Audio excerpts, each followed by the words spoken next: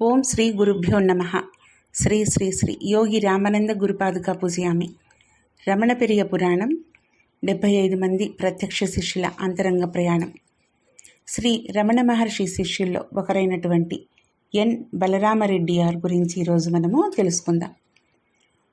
ఓ ప్రభు, ఓ సద్గురు, నాలోని అంతరాత్మగా నిలిచి లెక్కలేనన్ని జన్మల గుండా నడిపించిన సత్యానివి నీవే. నీ ఉపదేశం ద్వారా నన్ను ఉద్ధరించడానికి ఈ మానవ దేహాన్ని ధరించావు. నన్ను ముక్తుణ్ణి చేయటానికై నీవు కురిపించిన అనుగ్రహానికి బదులు ఎలా తీర్చుకోవాలో నాకు తెలియడం లేదు. నీ పవిత్రమైన పాదాలకు వందనం వందనం వందనం. ఈ కైవల్య నవనీతంలోని వాక్యాలు మహర్షితోటి సంభాషణల్లో తరచుగా ఉదహరించబడేవి. ఒక సాధకుడు ఇంకా ఆత్మ సాక్షాత్కారాన్ని పొందనప్పుడు ఆత్మయే గురువు రూపము ధరించి ఆ వ్యక్తికి ఆత్మ సాక్షాత్కారానికి దారి చూపుతుంది అనే భగవాన్ పలుకులను అవి ప్రతిబింబించేవి. ఎన్ బలరామరెడ్డి గారు 1933లో రమణాశ్రమానికి వచ్చారు. మిగిలిన వారంతా గురువును వెతుక్కుంటూ అక్కడకు వస్తే బలరామరెడ్డి గారు అప్పటికే పాండిచ్చేరిలోని అరవిందాశ్రమంలో 5 సంవత్సరాలుగా ఉంటున్నారు. ఆ పాండిచ్చేరి ఆశ్రమంలో నివసించే వారందరూ గట్టి నియమ నిబంధనలకు కట్టుబడి ఉంటారు. అది బలరామరెడ్డి గారికి ఏమీ కష్టమనిపించలేదు. ఎందువల్లంటే ఆయన తల్లిదండ్రులు భక్తులు, తండ్రి గారు గొప్ప సాధకులు. తండ్రి గారు భారతదేశం మొత్తం ప్రయాణించి 1 సంవత్సరం పూర్తిగా మౌనాన్ని పాటించారు. మధ్యాహ్నం 2 గంటల పాటు తోట పని చేస్తానని తనంత తానుగానే ముందుకు వచ్చి మిగిలిన సమయాన్ని తన స్వంతానికి వాడుకునేవారు. ఆయన కాలమంతా కూడా ఎక్కువగా గ్రంథపఠనం చేసేవారు. బివి నరసింహస్వామి గారు రాసిన ఆత్మ సాక్షాత్కారం అనే పుస్తకంలో ఆయన రమణ మహర్షిని గురించి చదివారు. మరొక అరవిందాశ్రమ నివాసి సంస్కృత పండితుడు అయిన కపాలి శాస్త్రి తరచుగా రమణ మహర్షిని సందర్శిస్తుండేవారు. మహర్షి గురించి శాస్త్రి గారు చెప్పే విషయాలు రెడ్డి గారిలో సంభ్రమాశ్చర్యాలను రేకెత్తించేవి. అందువల్ల ఆయన ఒక్కసారైనా మహర్షిని సందర్శించమని శాస్త్రి గారు చెప్పినప్పుడు మహర్షి వద్దకు వెళ్ళాలని నిశ్చయించుకున్నారు. 1933వ సంవత్సరం మార్చి నెలలో ఒకరోజు ఉదయాన్నే రెడ్డి గారు రమణాశ్రమానికి చేరుకున్నారు. ఆయన్ను ఫలహారం చేయమన్నారు. రుచికరమైన ఇడ్లీలు వడ్డించబడ్డాయి. దైవకృప వల్ల ఆయన భగవాన్ కుడి చేతి పక్కనే కూర్చున్నారు. ఒకసారి భోజనం వడ్డించబడగానే భగవాన్ కుడి ప్రక్కనున్న వారి వైపు తిరిగి తల ఊపటం భగవాన్ అలవాటు. అందరినీ భోజనం ప్రారంభించమని సూచనది. కేవలం మహర్షి తల ఊపగానే బలరామరెడ్డి గారు సంతోషంతో పొంగిపోయారు. ఆయన దానినొక అందమైన శుద్ధమైన అనుభవంగా భావించారు. ఎందువల్లంటే దాని మూలమున లోపలి ఆధ్యాత్మిక ప్రకాశమును ఒక మెరుపు వల్లే ఆయన అనుభవించగలిగారు. ఆశ్రమంలోని స్వేచ్ఛాయుత వాతావరణం ఆయనకు అంతులేని ఆనందాన్ని ఇచ్చింది. రమణ మహర్షి సాధారణంగా వచ్చేవారిని మీరెవరు, ఎక్కడి నుండి వచ్చారు, ఎంతకాలం ఉంటారు అని ప్రశ్నించరు. బలరామరెడ్డి గారు కేవలం 1 రోజు మాత్రమే ఉండటానికి వచ్చారు కాబట్టి ఆ సాయంత్రం సెలవు తీసుకునడానికి మహర్షి వద్దకెళ్లారు. భగవాన్ ఆయన్ను మీరెక్కడి నుండి వచ్చారు అని అడిగారు. వెంటనే ఆది శంకరాచార్యుల వారి ప్రశ్న ఎక్కడి నుండి వచ్చారు అనేది రెడ్డి గారికి గుర్తుకొచ్చింది. రెడ్డి గారు ఈ ప్రశ్నలతో సంతోషించారు. ఆ ప్రశ్న ఆయన్ని మనోమూలానికి తీసుకెళ్ళింది. ఆధ్యాత్మిక ఆనందాన్ని ఆయన చవి చూశారు. ఆ ఆనందము ఆశ్చర్యము ఆయనను ఇప్పటికీ వీడలేదు. ఈ విధంగా దైవశక్తి సాధకుడిని గురువును దగ్గరకు చేర్చుతుంది. పాండిచ్చేరికి వచ్చిన తర్వాత ఆయన తిరిగి ఆత్మసాక్షాత్కారం పుస్తకాన్ని చదవటం ప్రారంభించారు. గురువును మార్చుకోవటం సాధ్యమేనని ఆయన చదివారు. కానీ అది ఆయనకి మృంగుడు పడలేదు. మరొకసారి రమణాశ్రమానికి వెళ్ళాలనుకున్నారు. 2వసారి ఆశ్రమాన్ని సందర్శించినప్పుడు కూడా ఆశ్రమాన్ని ఆవరించి ఉన్న ఆధ్యాత్మికత ప్రశాంతలతో ఆయన బాగా ప్రభావితులయ్యారు. యోగి రామయ్య అనబడే భగవాన్ ప్రముఖ శిష్యుడు ఒక ఆయన రెడ్డి గారిని ఆహ్వానించి మహర్షి వద్దకు తీసుకుని వెళ్ళి, భగవాన్, నేను ఈయన తండ్రి గారిని ఎరుగుదును, ఈయన బలరామరెడ్డి గారు అన్నారు. భగవాన్ రెడ్డి గారి వంక చూశారు. దానితో రెడ్డి గారు తన సందేహాన్ని నివృత్తి చేసుకోవాలనుకున్నారు. ఆయన భగవాన్ని ఇలా ప్రశ్నించారు, ఎవరైనా తమ గురువును మార్చుకొనవచ్చునా అని. భగవాన్ అవును, తప్పకుండా మార్చుకొనవచ్చును, దానికేముంది అన్నారు. దానికేమున్నది అన్నప్పుడే భగవాన్ బలరాం రెడ్డి గారి గురువును మార్చేశారు. బలరాం రెడ్డి గారు భగవాన్ మాటల అర్థాన్ని సరిగా గ్రహించలేకపోయారు. కానీ భగవాన్ ప్రక్కన కూర్చున్నంత మాత్రానే గాఢమైన శాంతిని అనుభవించారు. శ్రీ అరవిందాశ్రమంలాగా నియమ నిబంధనలు లేకపోవటచే ఇక్కడ పూర్తి స్వేచ్ఛను అనుభవించారాయన.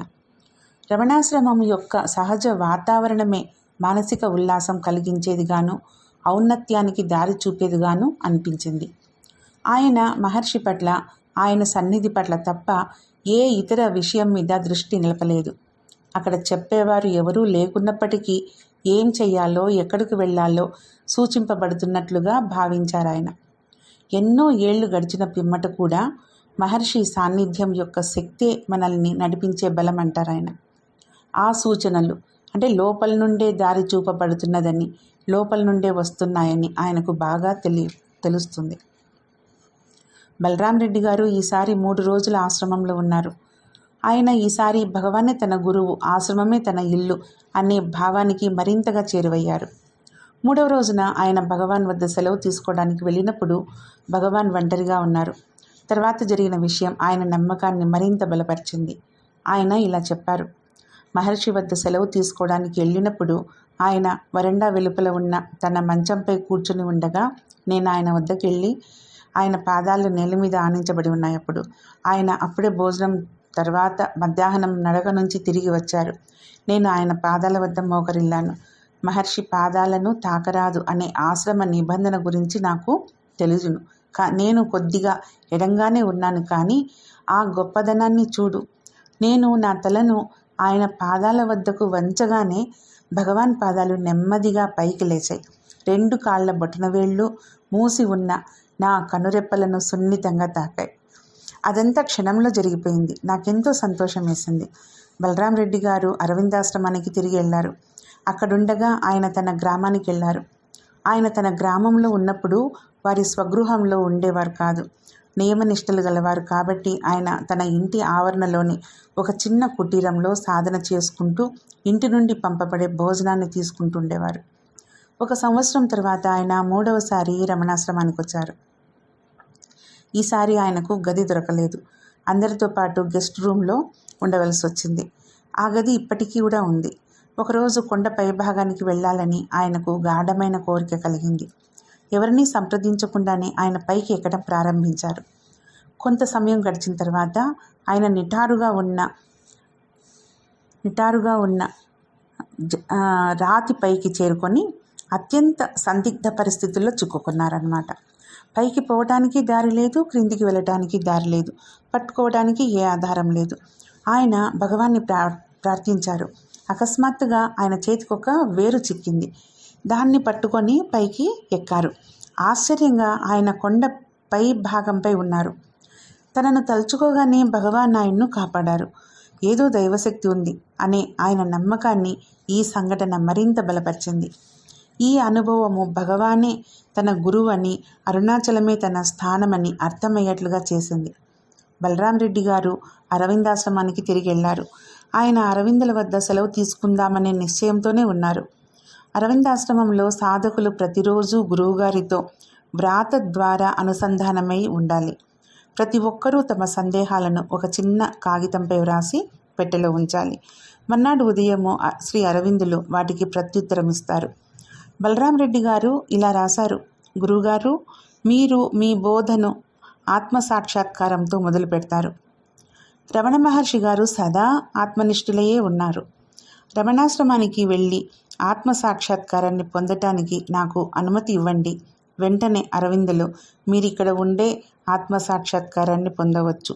దాని కొరకై మీరెక్కడికి వెళ్ళాల్సిన అవసరం లేదు. ఈ ప్రత్యుత్తరంతో బలరాం రెడ్డి గారు నిరుత్సాహపడ్డారు. కానీ ఆయన అరవిందుల మాటలను అంగీకరించే ఉద్దేశంలో అయితే లేరు. ఎందుకంటే ఆయన రమణ మహర్షి సన్నిధి పట్ల అంతగా ఆకర్షితులయ్యారు. ఆయన మరలా అరవిందులకు ఉత్తరం రాశారు. అరవిందులు ఆయన్ను హెచ్చరిస్తూ బదులిచ్చారు. మీరిప్పుడు వెళ్ళిపోతే మీ గురించి మేము ఇప్పటి వరకు చేసిన శ్రమ అంతా వృధా అయిపోతుంది. అందుకని మీకు మేము అనుమతినివ్వము అని. శ్రీ అరవిందుల అంతటి ఉదాత్తమైన వ్యక్తిత్వం గల వారితో వాదించలేనని, పోట్లాడజాలనని రెడ్డిగారికి తెలుసు. కానీ దైవశక్తి ప్రేరణ వల్ల ఆయన మూడోసారి కూడా అరవిందులకు అనుమతి కొరకు ఉత్తరం రాశారు. ఈసారి ఎటువంటి సమాధానం వచ్చినా ఆశ్రమాన్ని వదిలి వెళ్ళాలనే నిర్ణయంతోనే ఆయన ఉన్నారు.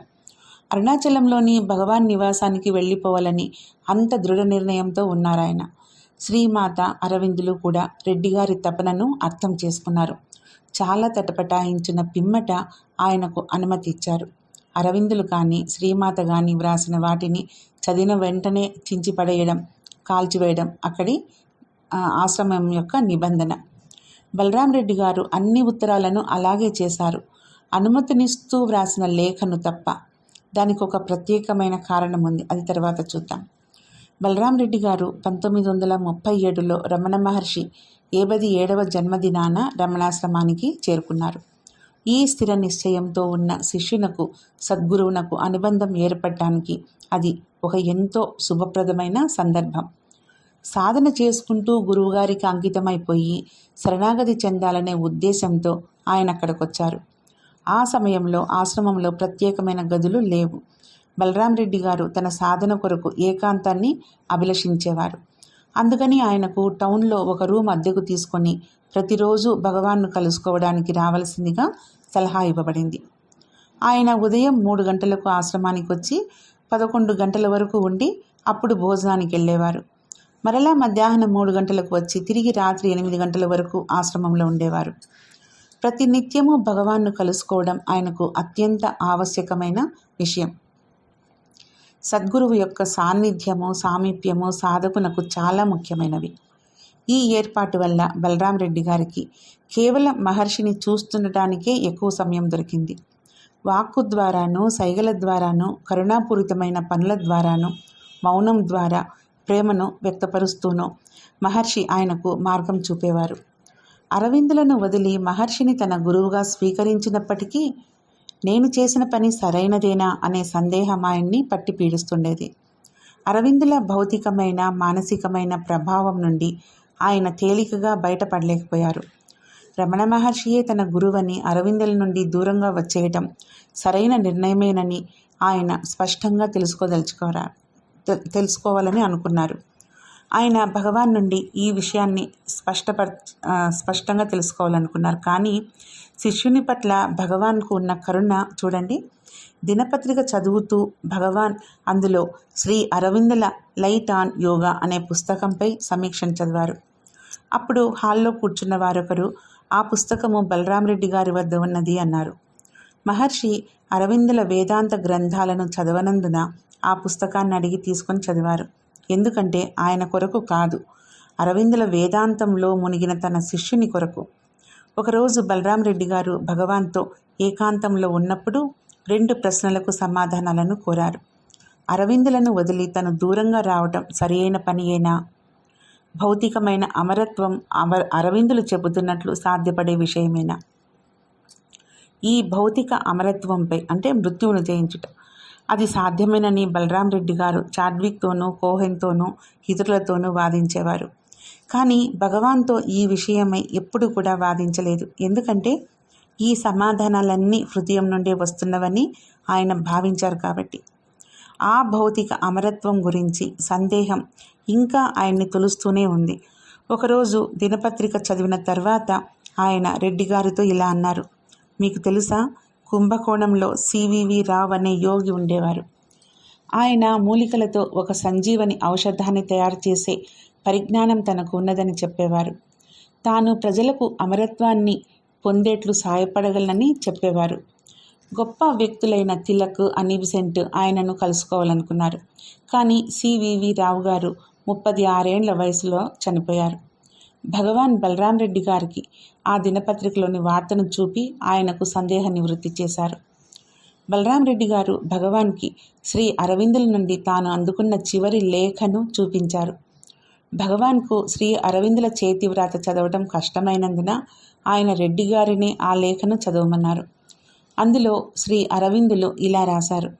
మీరు అనుసరిద్దామని నిర్ణయించుకున్న మార్గంలో మీరు కేవలం పాక్షికమైన సాక్షాత్కారాన్నే పొందుతారు. మీరు ఇక్కడే ఉండి సాధన కొనసాగించినట్లయితే శ్రీమాత నేను సాయపడి ఉండేవారం అని.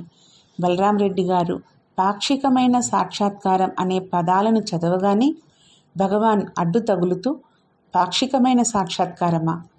పాక్షికమైనదైతే అది సాక్షాత్కారం కాదు, అది సాక్షాత్కారమైతే పాక్షికము కాదు, అది సంపూర్ణమైంది, దాంట్లో భాగాలుండవు.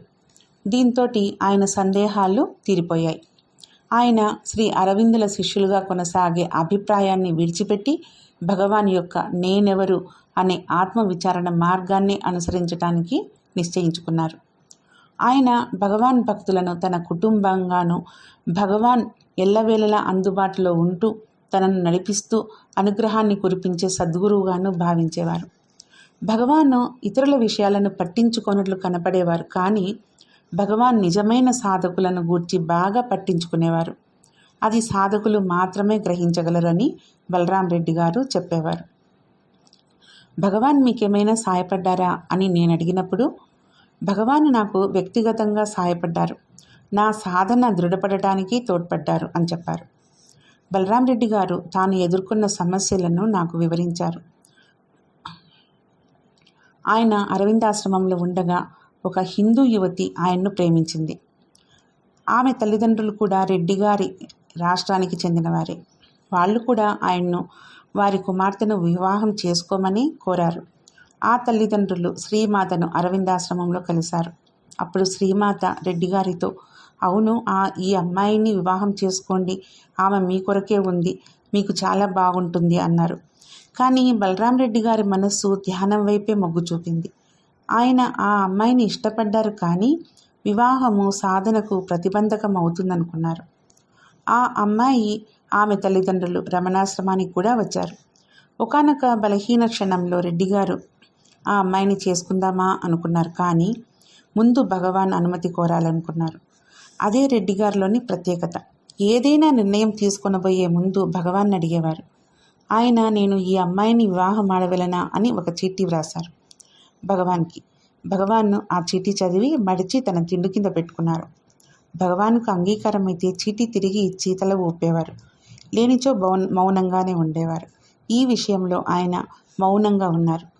కొద్ది కాలం తర్వాత బలరాం రెడ్డి గారు హాల్లోకి వచ్చినప్పుడు ఆ రోజు దినపత్రికను ఆయనకిచ్చారు. అందులో ఆ అమ్మాయిని ఒక రాజకీయవేత్తకిచ్చి పెళ్లి చేసినట్లుంది. భగవాన్ తన శిష్యులను తల్లి వల్లే ప్రేమించేవారు, తండ్రి వల్లే కాపాడేవారు, గురువు వల్లే త్రోవ చూపేవారు, స్నేహితుని వల్లే వారితో కలిసి మెలిగేవారు. ఆయన ఎల్లప్పుడూ వారికి త్రోవ చూపుతూ వారిని ప్రేమిస్తూ ఉండేవారు. వారు ఆయన్ను ఏమైనా అడగటానికి వీలయ్యేది. సంశయాత్మకమైన తన మనస్సును ఆయనకు సమర్పణ చేసి ఆయన్ను గురువుగా స్వీకరించడమే కావలసింది. ఒకసారి బలరాం రెడ్డి గారు హిమాలయాల్లోని అల్మోరాకు వెళ్ళారు. తిరిగి వచ్చిన తర్వాత ఆయన భగవాన్తో చెప్పారు, అల్మోరాలో చల్లగా ఆహ్లాదకరంగా ఉంది, ఇక్కడేమో చాలా వేడిగా ఉంది అని. వెంటనే భగవాన్ అన్నారు, చల్లదనము లోపలనే ఉంటుంది. మన లోపల ఆ చల్లదనం ఉంటే మనం ఎక్కడికి వెళ్ళినా చల్లగా ఉంటుంది. అదే భగవాన్ బోధలోని ప్రత్యేకత. భగవాన్ వాతావరణం గురించి సాధారణంగా మాట్లాడేవారు కాదు. ఈ పలుకులతో బలరాం రెడ్డి గారు వాతావరణం గురించి పట్టించుకోవడం మానేశారు. బలరాం రెడ్డి గారు ఉదయం, మధ్యాహ్నం, సాయంత్రం భగవాన్తో ఉండటానికి వచ్చి ఆయన చెంత కూర్చునేవారు. మధ్యాహ్న సమయంలో ఆశ్రమం రద్దీగా ఉండేది. అందుకని బలరాం రెడ్డి గారు మధ్యాహ్నం రావడం మానేశారు. ఒకరోజు సాయంత్రము బలరాం రెడ్డి గారు వచ్చినప్పుడు భగవాన్, ఇవాళ మధ్యాహ్నం ప్రొఫెసర్ జీవి సుబ్రహ్మయ్య గారు బలరాం రెడ్డి గారు ఉన్నారా అని అన్నారు. బలరాం రెడ్డి గారు భగవాన్ తనను మధ్యాహ్నం కూడా రమ్మని సూచిస్తున్నారని అర్థం చేసుకున్నారు. అయినా ఆయన మర్నాటి మధ్యాహ్నం కూడా ఆశ్రమానికి వెళ్ళలేదు. ఆ మర్నాడు బలరాం రెడ్డి గారు తెల్లవారుజామున 3 గంటలకే ఆశ్రమానికి చేరుకున్నారు. అప్పటికి భగవాన్ మంచంపై నుండి లేస్తున్నారు. సాధారణంగా భగవాన్ రాత్రిపూట కప్పుకునే శాలువాను రెడ్డి గారు మడిచి అది ఉండవలసిన చోట పెట్టేవారు. కానీ ఆ రోజు భగవాన్ ఆ శాలువాను రెడ్డి గారికి ఇవ్వకుండానే తానే మడిచి దిండు కింద పెట్టారు. భగవాన్ నాకు మధ్యాహ్నం కూడా రమ్మని బోధించారు, ఎందుకంటే గురువు సన్నిధిలో ఉండటం అనేది చాలా ముఖ్యమైన విషయం కాబట్టి. ఒక్క నిమిషం కూడా వృధా కాకూడదు అనుకున్నారు రెడ్డి గారు. ఆ రోజు నుండి బలరాం రెడ్డి గారు తన కాలాన్నంతా భగవాన్ సన్నిధిలోనే గడిపేవారు. ఒకరోజు గిరి ప్రదక్షిణ చేస్తూ ఉండగా బలరాం రెడ్డి గారికి అకస్మాత్తుగా మౌనం పాటించాలనిపించింది. భగవాన్కు తెలియకుండా ఆ మర్నాటి నుండి మౌనం పాటించడం ప్రారంభించారు. ఆ సమయంలో ఆయన ఎస్ఎస్ కోహెన్తో కలిసి పల్లాకుత్తులో ఉంటుండేవారు. కొంతకాలం తర్వాత బలరాం రెడ్డి గారు మౌనం పాటిస్తున్నందున నాకు చాలా సంతోషంగా ఉంది అని స్వామి రామదాసు గారు విశ్వనాథ స్వామికి లేఖ రాశారు. అది ఆయనకు మేలు చూస్తుంది, నా తరఫున ఆయనకు అభినందనలు తెలియచేయండి అని రాశారు.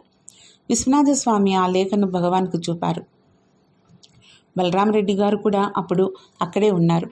అది ఆయనకు మేలు చేస్తుందని చదివినప్పుడు భగవాన్ రెడ్డి గారి వైపు చూశారు. దానివల్ల తన మౌనం పాటించడాన్ని కొనసాగించాలని అది దృఢపరిచినట్లుగా బలరాం రెడ్డి గారు నమ్మారు.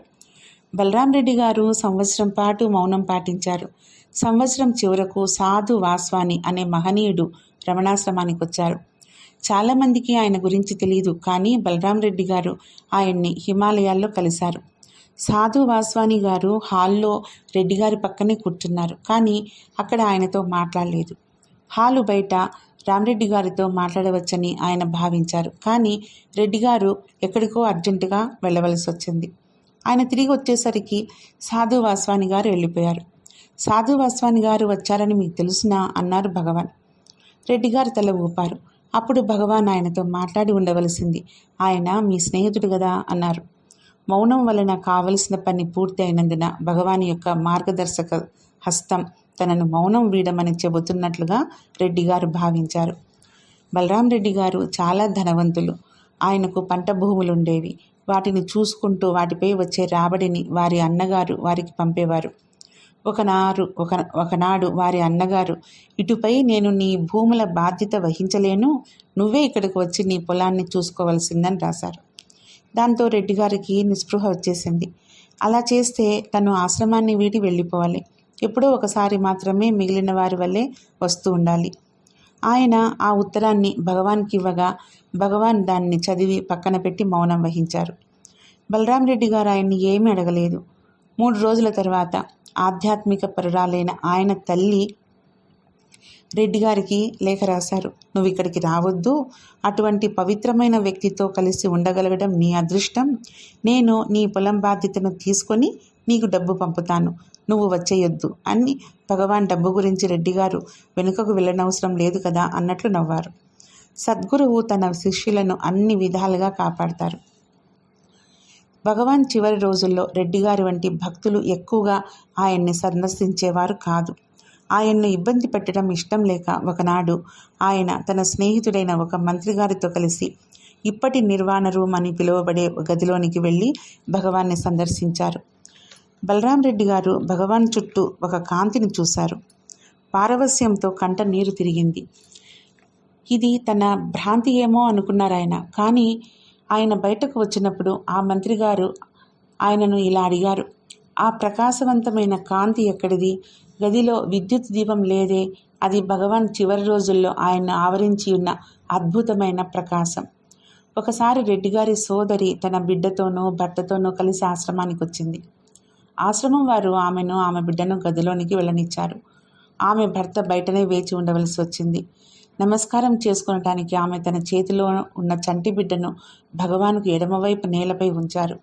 ఎడమ చేతికి ఆపరేషన్ అవటం వలన అటువైపు తిరగటం భరించలేనంత బాధాకరంగా ఉంటున్నది భగవాన్కి. ఆ బిడ్డ ఏడవటం మొదలెట్టేసరికి భగవాన్ ఎంతో కష్టంతో తన చేతిని చాచి ఆ బిడ్డను తట్టి ఓదార్చారు. భగవాన్ శరీరాన్ని వదిలే రోజు రాత్రి రెడ్డి గారు, విశ్వనాథ స్వామి, సుబ్బారావు, మరికొంతమంది పాత భక్తులు బయటకెళ్లారు. వారు వెన్నెల్లో కూర్చున్నారు. మన గురువుగారు వెళ్ళిపోయారు, మనం ఎప్పటికైనా మానవ రూపం ధరించిన అటువంటి కరుణా సముద్రాన్ని చూడగలమా అని బాధపడ్డారు. వేలాది మంది భగవాన్ ముందు కూర్చొని తమ జీవితాలను ఉద్ధరించుకున్నారు. సూర్యుని వలె ఆయన వారిపై తన అనుగ్రహాన్ని కురిపించారు. ఆయన ఎన్ని జీవితాలను మార్చారో, ఎన్ని హృదయాలు ఆయన అనుగ్రహంతో కమలం వల్లే వికసించాయో. భగవాన్ వారు ఆధ్యాత్మిక పరంగా అత్యున్నత స్థితికి చేరుకొనుటకు అవసరమైన అన్నింటినీ వారికి ప్రసాదించారు. ఆ వెన్నెల్లో వారి భావాలు ఆ విధంగా ఉన్నాయి. రెడ్డి గారు తన స్వగ్రామానికి వెళ్ళినప్పుడు తిరిగి వెళ్ళి తన సాధనను అక్కడ కొనసాగించారు. ఆయన భగవాన్ జయంతికి వర్ధంతికి వచ్చి తిరిగి తన గ్రామానికి వెళ్ళేవారు. ఆశ్రమంలో ఎన్నో మార్పులు చోటు చేసుకుంటున్నాయి. మా తండ్రి గారిని నన్ను పాత భక్తులందరినీ ఆశ్రమానికి వచ్చి ఉండమని ఆహ్వానించవలసిందిగా కోరారు. మేము బలరాం రెడ్డి గారిని ఆశ్రమంలో ఉండిపోమ్మని పట్టుబట్టాం. ఆయనకు ఏమీ పని కల్పించబడలేదు. ఆయన నుండి ఏ విధమైన డొనేషను తీసుకోబడలేదు. బలరాం రెడ్డి గారు తలుపులను బంధించుకొని తన గదిలో నిరంతరము ఆధ్యాత్మిక సాధన కొనసాగించేవారు. ఆయన అవసరాలను కనిపెట్టి ఉండటానికి, ఆయనకు భోజనం తీసుకుని వెళ్ళటానికి నేను ఒక సేవకుని నియమించాను. ఆశ్రమంలోని కొంతమంది ఆయన గాఢమైన సాధనను గర్వంగా భావించి ఆశ్రమ కార్యాలలో ఆయన ఎందుకు పాల్గొనరు, ఆయన ఏమైనా గొప్పవాడిని అనుకుంటున్నారా అని అనుకునేవారు. ఆయనతో సన్నిహితంగా మెలిగే నేను భగవాన్లోని ప్రత్యేకతను నాకు వివరిస్తారా అని అడిగాను. రెడ్డి గారు అన్నారు, ఒకసారి నేను భగవాన్ని జ్ఞానిగా, మీ స్థితిని, మీరు నిష్ఠులై ఉన్న ఆత్మ సాక్షాత్కార స్థితిని వర్ణిస్తారా అని అడిగా. ఆయన ఇలా బదిలిచ్చారు, ఈ స్థితిలో ఒక్క ఆలోచన కూడా రాదు. సాక్షాత్కారం అయ్యే వరకు ఆలోచనలు ఎంత కష్టపడినా వీడనట్లు. రెడ్డి గారు అన్నారు, భగవాన్లోని అత్యుత్తమ లక్షణాలు సామీప్యమ, సౌలభ్యమును. సామీప్యం అంటే దగ్గరలో ఉండటం, తేలిగ్గా అందుబాటులో ఉండటం. సౌలభ్యం అంటే ఏ విధమైన ద్వైత భావం లేకుండటం. భగవాన్ మాకెంతో సన్నిహితంగా ఉండేవారు. చాలా తక్కువ నియమ నిబంధనలు ఉండటంతో మా సాధనను అభివృద్ధి చెందించి ప్రోత్సాహపరిచే వాతావరణం ఉండేది మాకు. భగవాన్ ఎదురుగా మాకు ఏది ఇష్టమైతే అది చేసుకునేవారం. కొన్నిసార్లు ఆయన సన్నిధిలో దినపత్రిక చదివేవారం. కొన్నిసార్లు రాజకీయాలు కూడా చర్చించుకునేవారం. అది ఎంత అందమైన సమయమో. మరొకసారి రెడ్డి గారు ఆత్మసాక్షాత్కారాన్ని గురించిన తన సందేహాన్ని నివృత్తి చేసుకోదలుచుకున్నారు. ఆయనకు భగవద్గీత బాగా తెలియను. గీతలో శ్రీకృష్ణులు ఆత్మసాక్షాత్కారాన్ని పొందటానికి అనేక జన్మలను ఎత్తవలసి ఉంటుందని అంటారు. బలరాం రెడ్డి గారు దీని గురించి భగవాన్ ఎదుట ప్రస్తావించినప్పుడు భగవాన్ కోపాన్ని అభినయించి, అనేక జన్మల, అది ఇప్పుడే ఉంది. ఈ చివరి వాక్యాన్ని పలికేటప్పుడు ఆయన కంఠస్వరాన్ని హెచ్చించారు. అప్పుడు రెడ్డి గారితో సహా హాల్లో ఉన్న ప్రతి ఒక్కరూ ఆ క్షణాన్ని ఆత్మసాక్షాత్కార స్థితిని అనుభవించారు. అదే గురువుల సన్నిధానం వల్ల లాభం. అనుభవం సూటిగా అక్కడికక్కడే ఇవ్వబడుతుంది. పరిపక్వత చెందాలనే నియమము ఉండదు. రెడ్డి గారు కూడా నా జీవితంలో ముఖ్య పాత్రను పోషించారు. చాలా సంవత్సరాల క్రిందట నా కుటుంబ సభ్యులు, రమణాశ్రమానికి చెందిన జనము నేను కనిపించకుండా పోయానని భావించారు. నేను కనపడకపోవటాన్ని గురించి పేపర్లలో ప్రకటన కూడా వచ్చాయి. మా తండ్రి గారు ఆందోళన చెంది బలరాం రెడ్డి గారి సలహాను కోరారు. ఆయన మా తండ్రి గారిని ఓదార్చి ఒక అద్భుతమైన మహాత్మురాలైన ఆనందమయ్యి మాను సంప్రదించితే బాగుంటుందని సూచించారు. ఆనందమయ్యి మా అంటే రెడ్డి గారికి అపారమైన గౌరవం. అప్పుడు ఆనందమయ్యి మా బెంగళూరులో ఉన్నారు. మా తండ్రి గారు శ్రీమతి తలయార్ ఖాన్, బలరాం రెడ్డి గారు అక్కడికి వెళ్ళారు. వారు ఎందుకు వచ్చారో చెప్పినప్పుడు ఆ మహాత్మురాలు నవ్వేశారు. ఏమీ దిగులు చెందకండి, నా గంగామాత అతన్ని రక్షిస్తుందని అన్నారు. మా తండ్రి గారు కొంచెం తికమక పడ్డారు. ఎందుకంటే ఆమె సమాధానం సూటిగా ఉంటుందనుకున్నారు. రమణాశ్రమానికి తిరిగి వచ్చిన తర్వాత బెనారస్కు చెందిన డాక్టర్ ఎస్ నాథ్ నుండి ఒక టెలిగ్రామ్ని చూశారు. గణేశన్ ఇక్కడ బెనారస్లో ఉన్నారు అని. ఆనందమయ్యి మా చెన్నైకి వచ్చినప్పుడు నన్ను ఆవిడ దర్శనానికి రమ్మని రెడ్డి గారు పట్టుబట్టారు. నేను భగవాన్ని గాఢంగా ఇష్టపడటంతో వేరొకరి వద్దకు వెళ్ళడానికి తటపటాయించాను. కానీ ఆయన బలవంతంగా నన్ను తనతో తీసుకెళ్లారు. అక్కడ చాలామంది ఉండటంతో ఆమెను ప్రత్యేకంగా కలవటానికి వీలు అవలేదు. బలరాం రెడ్డి గారు వదిలిపెట్టలేదు. ఆమె వెళ్ళిపోయే సమయంలో స్టేషన్కు వెళ్ళి రైల్లో ఆమెను కలిశాం. ఆమె బోగిలో ఒక్కరే ఉన్నారు. ఆమెకు నమస్కారం చెయ్యి అన్నారు రెడ్డి గారు. నేను చేశాను. ఆయన నన్ను భగవాన్ తమ్ముడి మనవడిగా పరిచయం చేశారు. ఆమె ఆనందించి నన్ను బాగా ఆశీర్వదించారు. నాకు ఒక బత్తాయి పండును కూడా ప్రసాదంగా ఇచ్చారు. ఆయన చివరకు ఒక కారు ప్రమాదంలో చిక్కుకోవడంతో వెనుక భాగం దెబ్బతింది. ఆయన్ను బెంగళూరులోని హాస్పిటల్లో చేర్చారు. నేను ఆయన్ను చూసుకోవడానికి నటేషన్ను పంపాను. ఆయన 2 నెలల పాటు హాస్పిటల్లోనే ఉన్నారు. ఈ ప్రపంచాన్ని వదిలే ముందు నటేష చూడు భగవాన్ వచ్చారు, కుర్చీ తీసుకురా అన్నారు. నటేషన్ అన్నారు, స్వామి భగవాన్ ఇక్కడ లేరు, ఆయన రమణాశ్రమంలో ఉన్నారు, రేపు మనం అక్కడికి వెళ్తున్నాము అని. రెడ్డి గారు, వెధవ శుంఠ, భగవాన్ ఇక్కడ నుంచుని ఉన్నారు, ఆయన కష్టపడుతున్నారు, ఆయనకు కుర్చీ వెయ్యి. ఇవే బలరాం రెడ్డి గారి ఆఖరి మాటలు. ఆ మరుక్షణమే ఆయన ఆనందంతో చిరునవ్వు నవ్వుతూ ప్రాణాల్ని వదిలారు. ఈ ప్రత్యేకమైన భక్తుడనే బండరాయి కూడా అరుణాచలాన్ని చేరుకుంది. రేపు ఇంకొక శిష్యుడి గురించి మళ్ళీ చెప్పుకుందాం. ఓం శ్రీ గురుభ్యో నమః.